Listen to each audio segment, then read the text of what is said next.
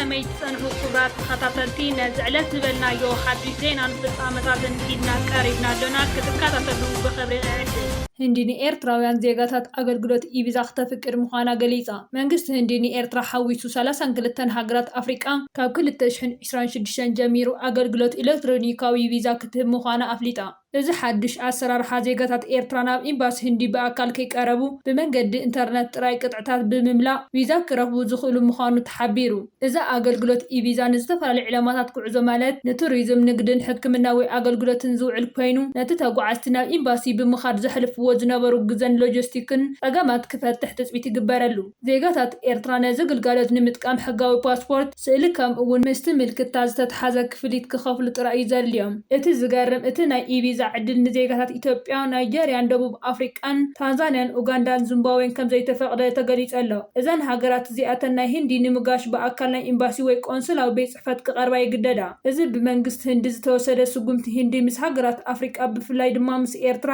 ዘለዋ ዲፕሎማሲያውን ቁጠባዊ ርክብ ንምጥንኻርን ንዝምድና ክልቲአን ሃገራት ናብ ዝለዓለ ደረጃ ንምስጋር ዝዓለመ ምዃኑ ተንተንቲ ይገልጹ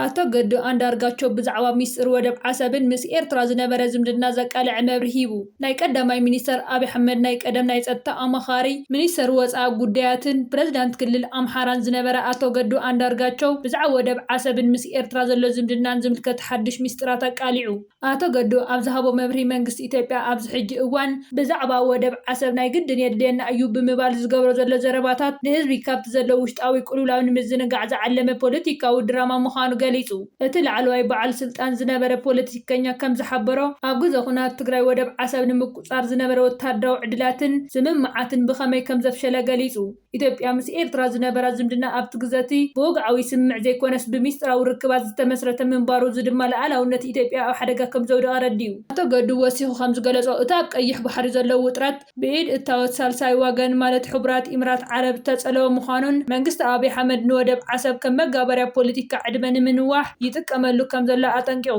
ወደብ ዓሰብ ሕጂ ንኹናትን መመኽነይታ ክኸውን ኣድላይ ቁኑዕን ኣካይዳ ኣይኮነን ዝበለ አቶ ገዱ መንግስቲ ካብ ተንኮል ዝመልኦ ዲፕሎማሲ ወፂኡ ንህዝቢ ብሓቀኛ መብርሂ ክህብ ከም ዝግባእ ኣስሚሩሉ እዚ መግለጺ አቶ ገዱ ኣብ መንጎ ኢትዮጵያን ኤርትራን ዘሎ ዝምድና እናገደደ ኣብ ዝኸደሉ ዘሎ እዋን ምውፅኡ ኣብ ቀርኒ ኣፍሪቃ ሓድሽ ናይ ፖለቲካ መዘራረቢ ዛዕባ ኮይኑ ይርከብ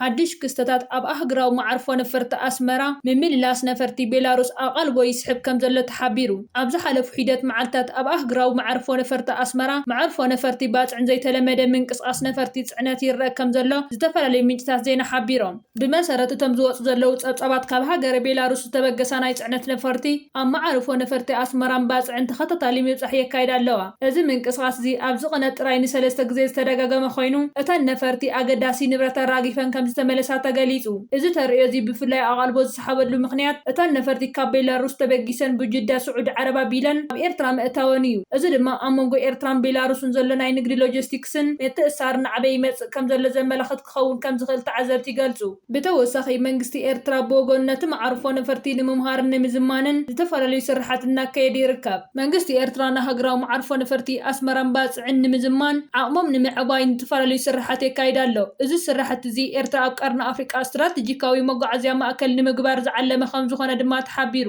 ገለ ካብቶም ቀንዲ ምዝማን ማዕርፎ ነፈርቲ ድማ ምስፋሕ መሰረተ ልምዓት መንግስቲ ኣብ ኣህግራዊ ማዕርፎ ነፈርቲ ኣስመራ ሓደስቲ መዓልቦታት ንምህናፅን ዘለው ንምዕባይን ይሰርሕ ኣሎ እዚ ድማ ዝያዳ ተጓዓዝትን ጽዕነትን ንምእንጋድ ዘኽእል እዩ ብተወሳኺ ማዕርፎ ነፈርቲ ባፅዕን ዓበይቲ ናይ ጽዕነት ነፈርቲ ካርጎ ምቹው ንምግባር ናይ ጎደናታት በረራታት መኽዘናትን ምስፋሕ የካየድ ከም ዘሎ ተሓቢሩ ካልኣይ ድማ ምትካእ ዘመናዊ ቴክኖሎጂ ንድሕነትን ቅልጣፈን በረራታት ንምውሓስ ዘመናዊ ናይ ራዳር ስርዓታት መራኸቢ መሳርሕታትን ናይ ምትካል ቴክኖሎጂ ኣብቲ ማዕርፎ ነፈርቲ ይትከል ኣሎ ሳልሳይ ድማ ምትእስሳር ምስ ዓለም ለኻዊ መንገድታት ኣየር መንግስቲ ኤርትራ ምስ ዝተፈላለዩ ሃገራት ከም ቱርኪ ግብፂ ዱባይ ሕጂ ድማ ቤላሩስ ናይ በረራ ስምምዓት ብምግባር ኣስመራ ምስ ዝተፈላለዩ ኩርናዓት ዓለም ንምትእስሳር ጻዕርታት ይግበር ከም ዘሎ ተሓቢሩ እዚ ሓድሽ ናይ ጽዕነት ምንቅስቃስ ቤላሩስ እውን ክፍሊ ናይዚ ስትራቴጂ እዩ ምዝማኑ ዞም መዓርፎ ነፈርቲ ንቱሪዝም ኤርትራ ንምዕባይ ጥራይ ዘይኮነስ ንንግዲ ብፍላይ ድማ ንወፃኢ ዝስደዱ ፍርያት ባሕርን ሕርሻን ንምስላጥ ዓቢ ተራ ኣለዎ። ባፅዕ ምስቲ ወደብ ዘለዎ ቀረብነት ንምዕባለ ሰማያዊ ቁጠባ ኤርትራ ወሳኒ እዩ። ካልእ ድማ ምምልላስ ናይ ጽዕነት ነፈርቲ እቲ ኣብቲ ቀረባ ግዜ ዝረአ ዘሎ ተኸታታሊ ምምልላስ ናይ ጽዕነት ነፈርቲ ካብ ቤላሩስን ካልኦት ሃገራትን መንግስቲ ነቲ መዓርፎ ነፈርቲ ናይ ሎጂስቲክስን ንግድን ስራሓት ንምጥቃም ዘለዎ ድልውነት ዘርኢ ምዃኑ ተሓቢሩ። ብሓፈሽኡ እቲ ናይ ምዝማን ስራሕ ኤርትራ ኣብ ዓለም ለኻዊ ካርታ መጓዓዝያ ኣየር ብቑዕ ተወዳዳሪ ንምግባር ዝዓለመ ከም ዝኾነ ድማ ተሓቢሩ። 18 ወታደራት ኣሜሪካ ክቕተሉ ከለዉ 624 ምቁሳሎም ተሓቢሩ። ሚኒስተር ምክልኻል ኣሜሪካ ምስ ኢራን ኩናት ካብ ዝጅምር ኣትሒዙ ዝሞቱን ዝቆሰሉን ወታደራቱ ዕላው ከም ዝገበረ ማዕከን ዜና ኢራን ታስኒም ሓቢራ። ፔንታጎን ኣብ ዘውፅኦ ሓበሬታ ካብ 28 የካቲት 2026 ጀሚሩ ብሰንኪ ኣብ መንጎ ኣሜሪካን ኢራንን ዝካየድ ዘሎ ውግእ ህይወት 18 ወታደራት ኣሜሪካ ክጠፍእ ከሎ 624 ወታደራት ድማ ኣካላዊ መጉዳእቲ በፂሕዎም። ቤት ጽሕፈት ፔንታጎን ወሲኹ ከም ዝገለጾ ብሰንኪ ኣብ ቀረባ መዓልታት ብኢራን ዝተፈነው መጥቃዕቲ ኢራን 4 ኣባላት ወሃብቲ ድጋፍ ኣሜሪካ ከም ዝተቐተሉን 140 ካልኦት ድማ ቆሲሎም። ዋሽንግተን ኣብ ከባቢያዊ ግጭት ዘጋጥማ ሰብኣውን ንዋታውን ጉድኣት ብእዋኖም ብዘይ ምቅልሓብ ብፍላይ ንማዕከናት ዜና ኣብ እተቐልሖ ሓበሬታ ሜላ ምድንጋር ከም እትጥቀም ተንተንቲ ይጠቕሱ። ቅድም ክብል ውሃብ ቃል ምክልኻል ኢራን ጀነራል ሁሴን ሙሁቢ ኣብቲ ኩናት ዝሞቱ ቁፅሪ ኣሜሪካውያን ወታደራት ልዕሊ 200 ከም ዝሓለፉ ምግላፅ ዝዝከር እዩ። ዝኸበርኩም ተዓዘብትና ንሕጂ ዝበልናዮም ዜናታት ኣዛዚምና ኣለና። ኣብ ዘለኹም ሰናይ ግዜ እንዳተመነና ኣብ ዝቕፅል ቪድዮታት ክበፅሓኩም ሳብስክራይብ ዘይገበርኩም ሳብስክራይብ ክትገብሩ ብኽብሪ ንዕድም።